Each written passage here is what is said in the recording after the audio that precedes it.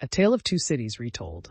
A Tale of Two Cities by Charles Dickens is a powerful story set against the backdrop of the French Revolution.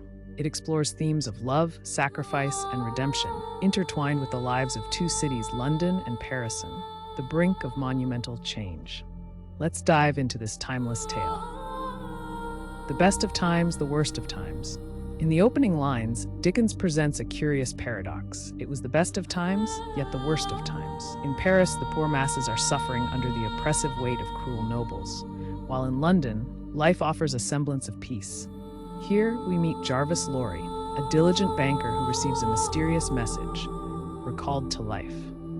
This message refers to Dr. Alexandre Manette, who, after spending 18 long years in the dark, dank prisons of the Bastille, is finally free. He has lost his sanity in the process, but a new chapter of his life is about to begin.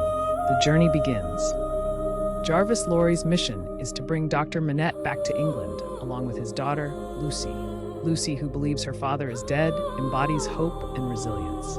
When they finally reunite, it's an emotional moment. Dr. Manette struggles to regain his sense of self after so many years in isolation.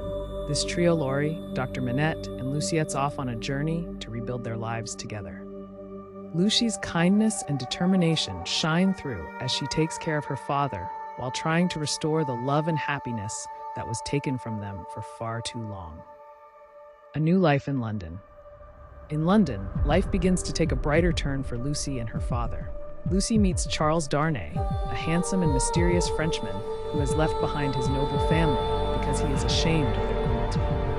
Despite the shadows of his past, he finds a new life and love with Lucie. As their bond deepens, they become engaged and eventually married, filling their lives with warmth and joy. However, the shadows aren't far behind. Buried secrets from Darnay's life threaten to resurface, hinting that not all is smooth sailing in this newly forged relationship. The trial of Charles Darnay. Tragedy strikes when Charles is accused of being a spy, putting his life at risk.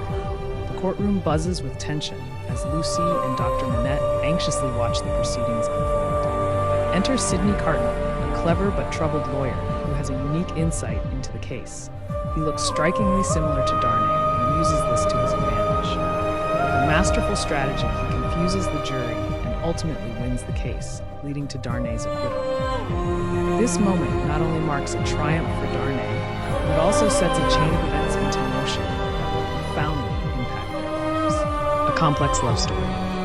After their wedding, Lucie and Darnay's life seems blissful, but the complexity of relationships plays out behind the scenes. Sidney Carton harbors unrequited love for Lucie, despite being a rugged, disheveled figure who feels he doesn't deserve her affection.